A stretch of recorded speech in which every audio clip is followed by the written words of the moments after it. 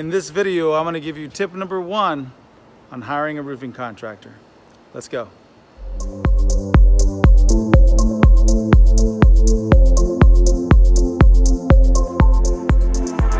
Here we go. Your roof needs to be replaced. It's leaking, it's old, it's not looking good, it's messed up, right? Needs to be replaced. So, or you have an insurance claim and you need to get it replaced. So the tip number 1 is gonna be make sure that you hire a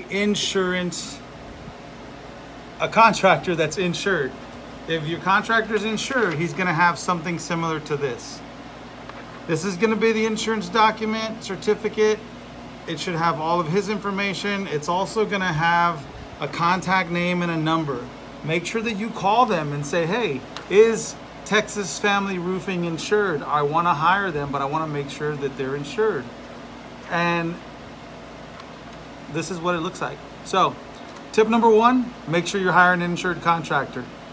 I'm gonna come back with some more tips. Hope you guys like this one. We'll see you guys soon.